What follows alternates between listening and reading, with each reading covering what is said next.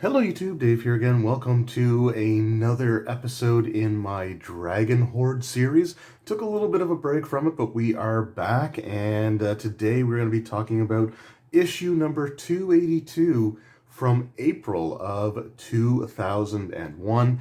So yes, we are looking at an April edition, which is, for a lot of magazines, and I know, like, this day and age, magazines aren't really as prevalent as they used to be, but pretty much every, like, company that was putting stuff out, especially gaming related stuff, whenever April came around, they always tried to do something humorous with their issues.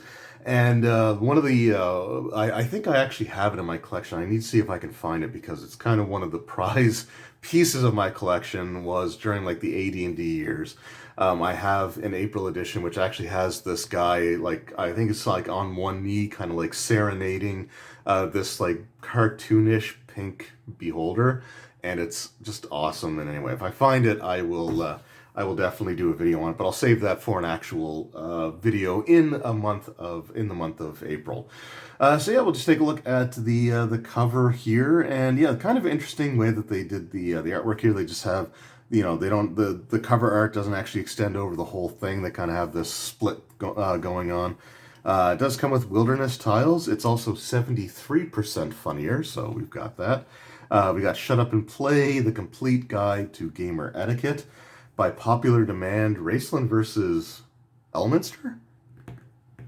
Okay, I don't know. I really thought that was something that they did in one of their, like, last issues of Dragon magazine. So I'll have to see if we actually have it in here. It says also how to make insane puzzles easy, paint flesh tones, beat up elven bullies, find the perfect D&D group, and then it gives you some other stuff here, but the print gets progressively smaller, so I am not going to try to read that with my 40-year-old or near 40-year-old eyes. But yeah, we got some cool stuff here. We got Magog's Magic Mirror Repair, and we've got what looks like I think that's like the Phil and Dixie character, and she's looking through the mirror. The character's looking through the mirror and seeing, like, the player. And you got, like, the dice bag on the belt pouch because all serious gamers have a dice bag that they wear on their belt with pride. So that's, not a real thing, but it is definitely an ongoing joke in the game community. If you've read Knights at the Dinner Table, you'll especially appreciate that. But let's take a look inside here. We've got a PC game, Summoner. Again, a lot of these PC games I've never even heard of before. This is one of the issues that I actually got from, there's the full art from the cover there. So you can just sort of see a dragon kind of in a jar there. You got, looks like a nymph maybe, and some sort of like goblin creature, maybe just a collection of eyes. I don't know what that is. But yeah, this is actually one of the issues that I bought from a friend of mine when I just purchased a bunch of his stuff that he was trying to clear out as he was moving from one province to another. And this is one of the ones that was sitting in a box for a few years at kind of an odd angle, so it's not going to sit quite flush, but we're going to do the best that we can with it here. We got another ad for Warlord Saga of the Storm, a really fun card game that I remember from back in the day, which lasted for a few months. May have even got like a year or two out of it. I know AEG was going to put out their, like, campaign setting for it, and they did, but it took so long that the card game had been gone long enough that I don't think the hype was really there for it anymore. Fantasy Crystal Chess Set advertisement looks pretty cool. Baldur's Gate 2 Throne of Baal. And we actually have a really cool article here on how to play Warlord Saga of the Storm. I'm not going to really go into it here. I don't have the Warlord cards or a deck or anything like that, so I can't really show anything other than just what's in the article. But again, what was kind of cool about this is that it was kind of like it was a card game that used the D20 system, so you still made, like, attack rolls with your 20-sided dice. You had cards that you could use to increase your attack bonus or increase your defense. It was just really, it was a really cool game. If I can ever actually get my hands on a deck or two, then I would absolutely love to do something, do a video on it. And this actually refers to, I think, a free deck. So because we're giving you a free deck, oh man, okay. So this issue actually would have been polybagged because they actually gave you a sample a sample deck with the magazine. Kind of sucks, but you know it is what it is. All right, we just got our letter section again. I might go through those in a different video. John Kovalek, so he's the guy that does the Dork Tower comics, and again, Dork Tower is amazing. You should definitely check it out. Some upcoming releases. We got the Dragonlance novel, Dragons of Lostar, Forgotten Realms novel, the Floodgate, the Standing Stone, which is one of the first line of modules for 3rd edition that took you from 1st level with the Sunless Citadel up to 20th level. I only own the Sunless Citadel, and I think I own like the Fane of Heartmoor Manor. There was another one that I ended up picking up as well, but I don't have the whole series, unfortunately. So yeah, that's those releases we have there. I don't actually own any of those books, but I do have the Kingdoms of Kalamar campaign setting. And what's actually cool, again, Kingdoms of Kalamar, I think this is the world from Hackmaster, which was also the game that was played in Knights of the Dinner Table. So since it's the April issue, we'll talk about some of the different comics. Convention calendar, the Rubies of Eventide, again, a PC game. Then we got the Countdown to Faerun, so the Forgotten Realms campaign setting, 3rd edition setting book, is going to be released very, very soon at the time that this issue printed. Once we get to the issue that it did, like heralds the release of it, I think I have it. I should have it. Hopefully I have it. But if not, I will actually do a flip through of the Forgotten Realms book just because we've been sort of building up to it here. This talks about the different sources of magic in the Forgotten Realms. So you had obviously the weave, which was maintained by the goddess Mystra, and it's this intangible fabric that all arcane magic is drawn from. Then you had Shar, who was the rival of, and I think the sister of Mystra or Midnight, one of the earlier versions of the Goddess of Magic, and she actually created the Shadow Weave because when the original Goddess of Magic was killed during the event that caused the Netherese Empire to collapse, then when the weave was sort of reestablished, it wasn't complete. There were gaps in it. There were holes in the weave. It created things like dead magic zones and wild magic zones throughout the world of Faerun. So Shar used those gaps in the weave to create her own Shadow Weave, and it's actually really cool. The Shadow Weave is it kind of emphasizes things like necromancy and some of those like other types of schools of magic.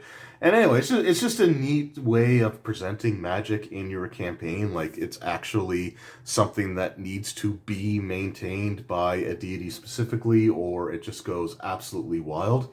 The more recent issue with the weave occurred during the Spell Plague, which was the transition between 3rd and 4th edition. So yeah, just really, really cool stuff. And then you have like Elven High Magic, where they can create like mythals and things along those lines. So yeah, really, really cool. It also mentions some of the spells that you'll be able to get in the Magic of Faerun, which was a supplement that came out shortly after the campaign setting as well. So yeah, really, really cool stuff. Love that setting book. We got Up on a Soapbox, just an article by Mr. Gygax. We got our Dork Tower, as well as an advertisement for some Reaper miniatures.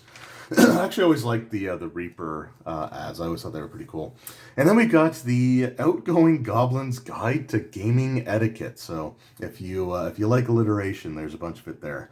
So yeah, I think so the illustrations are done by Aaron Williams. He did the Nodwick comics. And yeah, I love his style. So we got a goblin here says, "Hi, I'm the official advisor for this helpful article. Remember, just because you're playing Chaotic Evil Rogue doesn't mean you should be rude. Read and follow my advice, even when every ounce of common sense tells you that you shouldn't. You'll be glad that you did." So we're not going to read the entire article, but there are some do's and don'ts for the proper role player. So we are definitely going to We're definitely going to check that out. We're going to see how good this advice is, or if this is just your clear sort of April Fool stuff.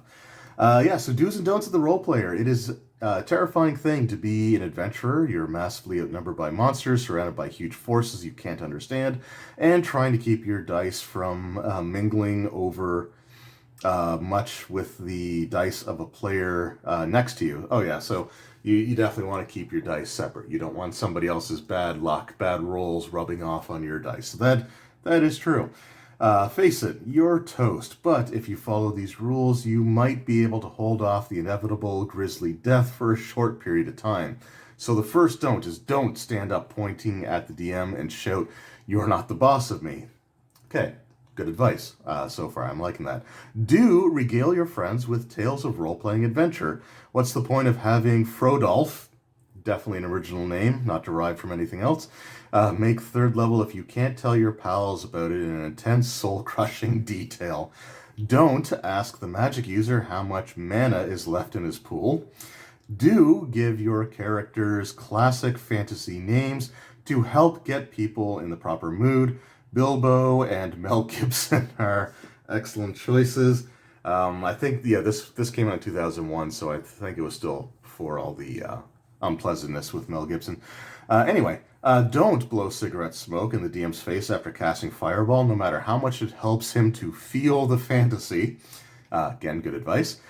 Do adopt a special voice to use when your character speaks. Your fellow players will feel much more immersed in fantasy after 30 minutes in a room with Squeaky the gnome with a high-pitched voice. Don't try to get an automatic rifle for your character. The DM will be forced to give the orcs rocket launchers in the name of game balance. Okay. Yeah, I mean, interesting stuff so far. I can't say that that's necessarily bad advice, so we'll keep going. So it says, good manners are, of course, not for the player alone. Believe it or not, sometimes the dungeon master should play nice too. My players might point that out to me. Not too much, of course. Or the players will take advantage. That's right. Shifty vermin that they are. Never trust them for a moment. Again, this is the April article, so, we'll try to take this, tongue-in-cheek. So do provide a civilized gaming environment. When the DM pulls out his ermine-trimmed dice bag, lays out his hand-crocheted gaming dollies, or doilies, there we go, that's the word I was looking for, and has a module brought out on a silver tray by his manservant Orlando. His players know that they have entered civilization at last. Don't forget to encourage serious thought. Try making your players answer a riddle before they can leave the dungeon. Nothing builds a player's self-esteem like coming up with the answer after 3 hours of saying things like, is that the sun? No, then how about a snail? Okay. Because brain teaser. I'm recording this late at night. I always do that, but I want to point it out because I'm not usually this dim-witted. Don't break with tradition. The bad guy always puts a death trap on his dresser. Monsters always live underground, even though it would be really moldy and cold. And intelligent magic swords always have really obnoxious personalities. I can confirm those. Those are all true. Do make fantasy speech mandatory. Common use of phrases like prithee, my liege, huzzah create an environment that makes the players feel blissfully adrift in time and space. Example, prithee, my liege, but if mine +1 dagger doesn't end up back in my pack on the nonce, I will have to kick serious elven butt, huzzah. And don't give the ogres canisters of bubonic plague until a character in the party can cast remove disease. Fair is fair. I think that's not bad advice either. Yeah, so that's, again, kind of cool. We're not going to go through the everything else in the article, but it is still kind of some neat stuff here. Just some other actual advice, again, that I think is pretty decent. Follow the standard rules of etiquette. Basically pay attention to the game. Building an interesting party, paying attention. The importance of timeliness and understanding, and some examples using the language mentioned before. We've also got some puzzles. I'm not going to be going through this just because, but you've got some interesting things in here. Math puzzles, maze puzzles. I don't think there's any color-based puzzles in here, though, which would make a friend that I used to run games for very happy to see. At least I don't think there is. We'll see if there is. Bard on the Run. Steel-dressed man. Oh, it looks like song lyrics. So I can't sing to save my life, so we're going to just skip on past that. Meanwhile, back in the slime pits of Carvan. Making cutaway, GMing cut your way. Okay. Yeah, so again, it seems interesting. I think Family Guy was pretty new at this point in time, so cutaways were still like kind of new and fresh. So, yeah. An ad for Magic the Gathering. That is a Sarah's Angel. D&D personal ads. We're probably going to skim past this one as well. Again, with the April issues, a lot of the things that they do are kind of intended to be silly. Some of them might be better than others at it, but, it is what it is. I'm not too... the April issues were always fun to, like, skim through once, but I never usually would go back to them. But we got the Muskrat here. So the Muskrat is, of course, from Dork Tower. So we do have, they do have the actual racial traits. So let's go ahead and read these. So the Muskrat... they get -2 to strength, -2 to con, -2 to wisdom, +2 to charisma. Don't expect any favors here. Muskrats are just small furry animals with valuable pelts that nonetheless go out adventuring. However, they are sort of cute for all the good it does them. Somehow people seem to acknowledge this more than the smell. They are small sized, so they get all the things like +1 to armor class, +1 size bonus to attack rolls, +4 size bonus to hide checks. Frankly, muskrats need all the help they can get, and slightly smarter ones are fairly good at hiding. They get a base speed of 20. Muskrats are theoretically aquatic creatures. They receive a +6 bonus on all swim checks, and if they are not wearing armor, they have a swim speed of 30 feet, but many muskrats would rather have their spleens removed without anesthetic than take advantage of this. They left home to get away from all the swimming nonsense. In fact, one aquatic dragon in a mad doctorish bent has a fine collection of muskrat adventurer spleens in jars to prove this. +4 racial bonus on attack rolls against anything resembling crayfish and immobile shellfish, such as mussels. For what it's worth, muskrats have an innate talent for dealing with that sort of thing that represents their natural diet. If they ever have to fight water plant roots, they get a bonus on those too. This is another talent that many muskrats would sooner die painfully than exploit. Post-mortem one-liner. Muskrats might die easy, but they can at least make some comment about the fact when it happens, usually with a sort of pathetic irony. It's not much of a racial talent, but hey, it's theirs. I'm loving this article. Automatic language common. Oh yes, and muskrats also know those 3 squeaks and a hisp. Bonus language is gnome and halfling. As fellow small burrowing creatures, muskrats sometimes encounter these races underground. Admittedly, this often leads to nothing but a short brawl, after which both parties stalk off in a huff, pretending that nothing happened. But it does help if they have some shared language. Muskrats, halflings, and gnomes are forever dragging each other off to law courts to resolve property rights, squabbles over planning applications, and underground boundary disputes. These cases can drag on for years and never end happily. Favorite class? None. Muskrats who try to get clever by pursuing a broad range of specialized training invariably come to a sticky end. And most seem to become fighters, and a few seem hell-bent on pursuing a life of a barbarian to its inevitable, painful conclusion, but it's not like they're actually especially cut out for this stuff. Thanks to Aaron Williams and Dork Tower mailing list for additional research on the subject. Now, go clean up those coffee grounds, please. So yeah, that was a cool article. I do like that one. We got Snack Monster, so we got the pizza slice. With the works, so it has special abilities like mozzarella. The pizza slice attacks all enemies within 20 feet with cheesy pseudopods. A successful hit dealing 2d8 points of burn damage. The cheese acts as a powerful glue that mimics adhesive, or similar to mimics adhesive. Trying to flee a pizza slice while glued to it is a really bad idea. A large patch of cheese breaks off and envelops the coward, holding him immobile for 1d4 rounds while causing 3d8 points of scalding damage each round.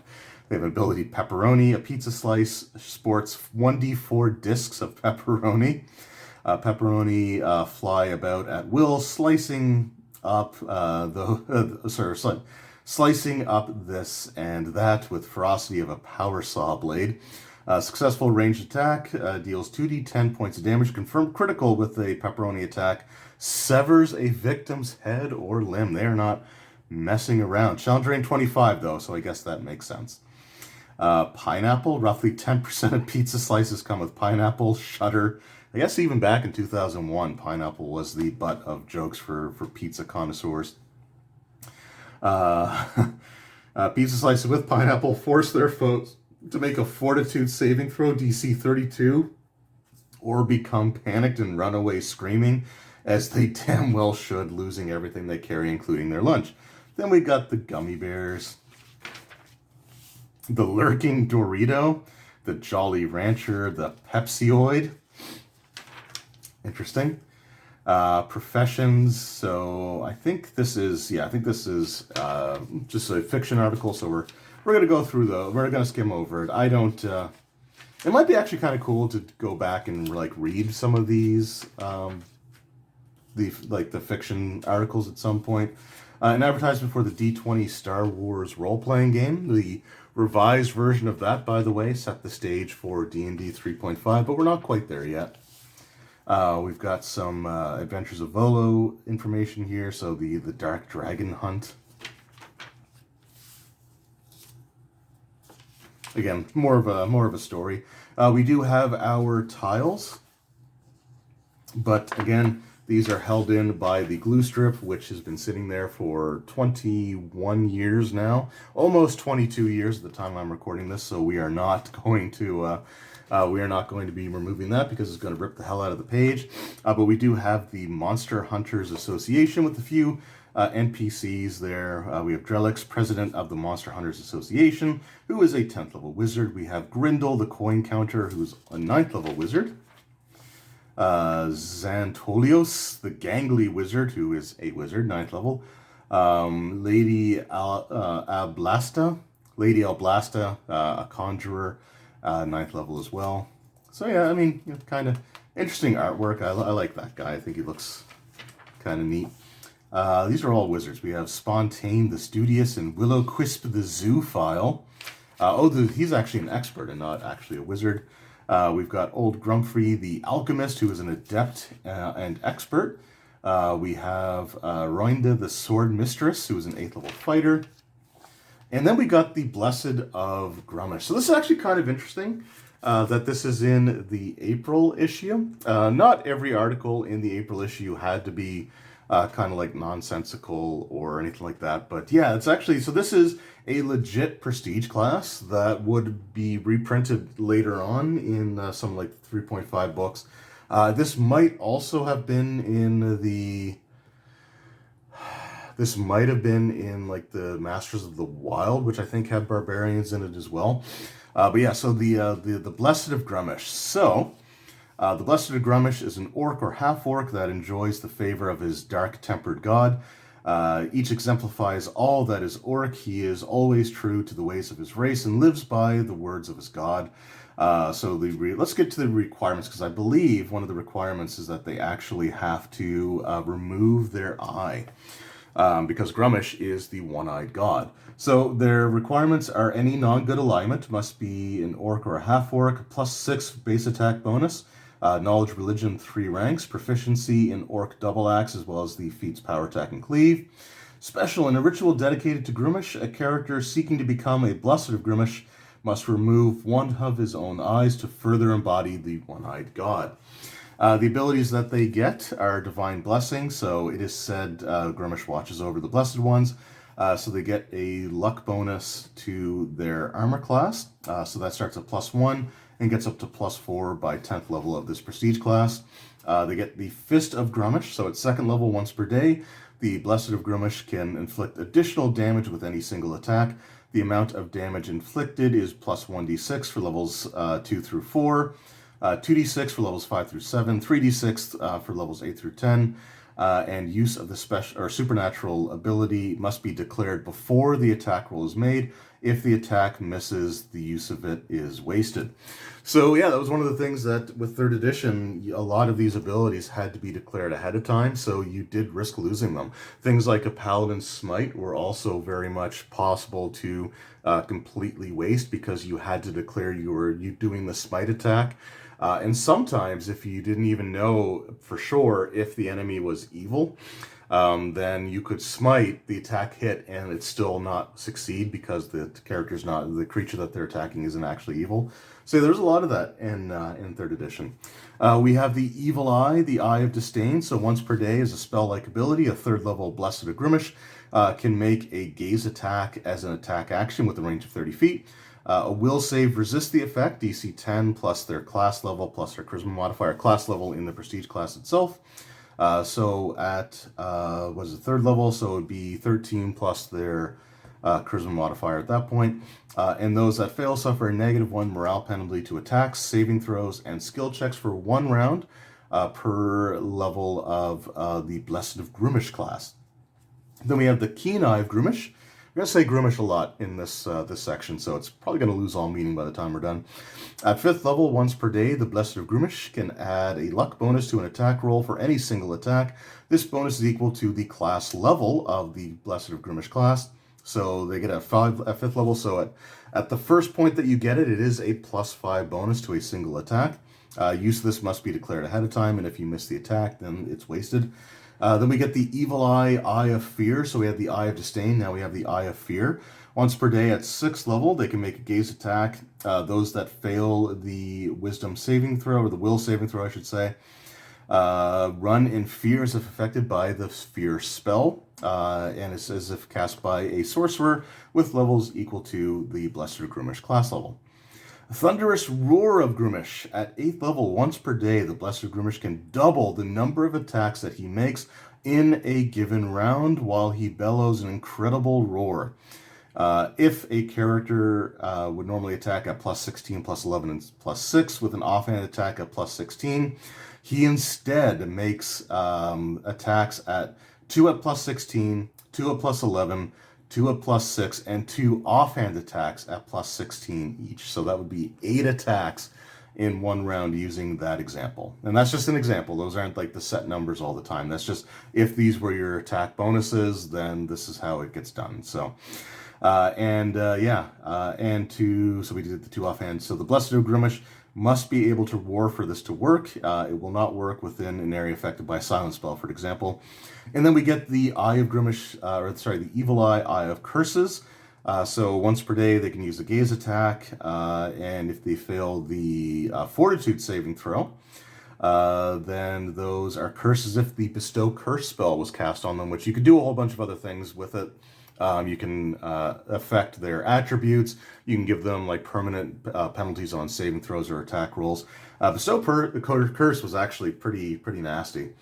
It wasn't used a lot, but it was pretty cool when it actually worked. And then we got True Orc at 10th level. The Blessed of Gruumsh can call upon his deity's might and speak in a commanding voice, uttering words in the true language of orcs, the very language that Gruumsh used to give birth to his children. These words inspire all orcs within 100 feet that can hear the words. They get including the Blessed of Gruumsh himself, get a +4 morale bonus to attacks, saves, and skill checks for 1 minute per level of these Blessed of Gruumsh spell or class levels, which this is a 10th level ability, so that would be 10 minutes that would last for. +4 bonus on attack rolls, saving throws, and skill checks. So a pretty cool prestige class. I actually like that one quite a bit. Then we just got the Ecology of the Purple Worm. The ecology articles were actually really cool. Again, I might do those in a separate video series. It just sort of goes over like their physiology, tactics, and things like that. These are actually really decent articles. I remember back in the day. And then we have versus elves. So if you wanted to fight against elves, for example, basically just gives you things like prepare for ambushes, because elves usually like to ambush from, with archery. So close the distance. Certain spells might be good against them. Stuff like that. We got the PC portraits. We got the WWWF. So we got the Wizard Warrior Wrestling Federation from Nodwick. Oh, okay. So this is where, okay.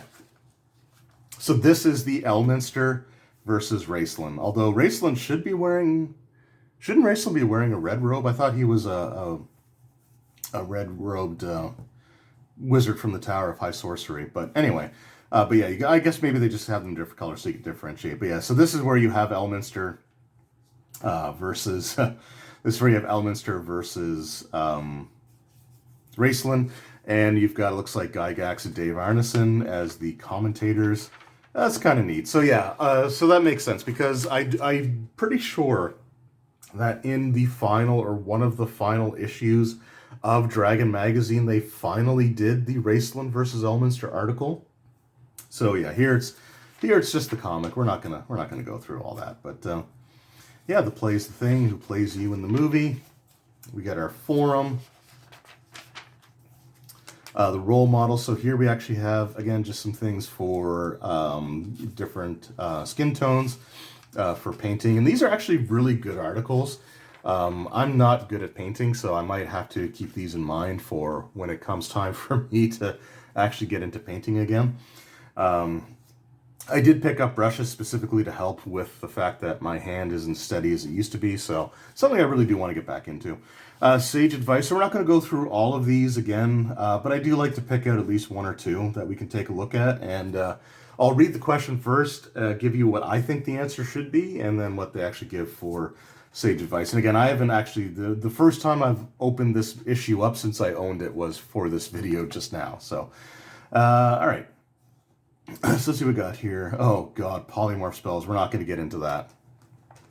And the polymorph spell was constantly changing throughout all of 3rd edition. It was an absolute nightmare. Let's see. Okay, so let's take a look at this one here. It says, say a rogue attempts to perform a sneak attack on a target, and the target is flanked and engaged with another character, but is nevertheless aware of the rogue. Does the rogue get the extra dice damage for the sneak attack? My DM believes that a foe who is aware of the rogue can protect themselves and is not subject to sneak attack. I disagree. Okay, so I haven't read the actual description here yet, but you don't have to be, the target doesn't have to be unaware if you're flanking. Right, that was a big thing with flanking in 3rd edition. If the rogue, and flanking had to be like diametrically opposed, like they had to be directly across from the rogue. They couldn't just be engaged with the same target. Like they actually had to be on opposite sides, one in the front and one directly behind, or diagonals, or however it was. It was a little bit more difficult to get into flanking position in 3rd edition than like nowadays. You don't even have to worry about it. But if you were flanking, then the rogue got their sneak attack off. If they weren't flanking and then the target was unaware, so if the rogue was hidden or invisible or something like that, then they would get their sneak attack off. But you shouldn't have to be both flanking and the target be unaware of you to get your sneak attack off in 3rd. So that's the answer I'm giving. Let's see what Sage Advice says. Whenever a rogue flanks a target, or the target is denied their dexterity bonus to armor class, such as when caught flat-footed, the rogue's attack is a sneak attack. It makes no difference how many attacks the rogue makes or whether the opponent is aware of the rogue. So yeah, the other thing is that the rogue, I think sneak attack worked on all of the attacks. In 3rd edition, it wasn't just like one attack per round. But they rarely got more than one good attack bonus off anyway. But yeah, so yeah, that's, my answer was correct. So I'm happy about that, because I'm running a 3rd edition game, so I want to make sure that I do get that right. So it says, is it possible to flank an opponent when you're using a reach weapon, such as with a halberd with more than a 5-foot reach? Or what about range weapons? Okay, so again, I haven't read the answer here, but I believe with flanking, and this is where I could be wrong. Nobody in my 3.5 game is currently using a reach weapon. You can't flank with a ranged weapon at all. Like, that's just not a thing. In fact, trying to get a sneak attack off with a ranged weapon was really difficult in third edition, going back to sneak attack. So that's how I know that you can't flank with a bow. With reach weapons, I believe because you're in the threatened area, it counts. So I don't think you have to be adjacent to the target, but you have to be threatening the target and still diametrically opposed. I think. Or you might, actually, maybe you do have to be adjacent. Let's see what the answer says. You can flank an opponent within melee reach. Okay, I was right the first time. Even if you use a reach weapon to put the foe within reach. If you're out of melee reach and you have a ranged weapon, you cannot flank an enemy. Okay, so I was right on those. So I'm going to quit while I'm ahead. But yeah, cool stuff. Again, these were really cool articles. So in the later printings of the 3.0 Player's Handbook, because the original 3rd edition Player's Handbook came out before the DMG or the Monster Manual, they had a bonus section at the back of the book which contained some Dungeon Master Guide stuff, like some magic items, experience point rewards, like that kind of information, plus a mini Monster Manual. When they did updated printings, like the 2nd and 3rd print runs of the 3.0 Player's Handbook, they didn't need to include the mini DMG or mini Monster Manual anymore because those books were out. So what they actually included was a selection of sage advice, questions, and answers. So this was a very handy article. And even when I was kind of like not interested in Dragon Magazine anymore and felt like I was always one or two bad issues away from canceling, getting it in, the sage advice articles were ones that I always went to. So I thought they were always really good. Then we have Dungeon Craft. So we've got some, looks like we got some race creating information. See, cool stuff there. And we got our What's New with Phil and Dixie and an advertisement for some D&D miniatures. This is not the line that would become chainmail or the plastic pre-painted D&D minis. But yeah, these are really cool. So you got Jozan there. You've got Miley, the elven wizard, and that black dragon looks friggin' amazing. So a friend of mine had a black dragon miniature, but it wasn't that one. The one that he had was just kind of, it wasn't like reared up, it was on all fours. And it was kind of almost like it was looking like it was going to pounce, but that looks friggin' awesome. And yeah. And at the back, we just have an advertisement for Nexus. I have no idea what this is. I'm pretty sure it's probably not around anymore. But yeah, so that was my look at Dragon Magazine. God, it's late when I'm doing this. I'm super tired. We're looking at Dragon Magazine issue 282 from April of 2001. We went through this one pretty quickly. Again, there was a lot of like joke articles or stuff that I just wasn't going to want to get too deep into, like the different puzzles. If you want me to like look at that article again, and maybe focus on a specific type of puzzle, then I might do that in the future. But yeah, it is what it is. These issues were just kind of fun to go through. The Muskrat was actually pretty cool. That was a lot of fun to read, and the Blessed of Gruumsh class was no joke. Yeah, I actually liked that prestige class quite a bit as well. And considering that I really didn't like a lot of prestige classes, that is saying something. But yeah, there we go. That was, like I said, that was the April 2001 issue of Dragon Magazine. I am glad to be back doing the Dragon Hoard series. I really do enjoy this. So yeah, I will be back in 1 week's time with issue number 283.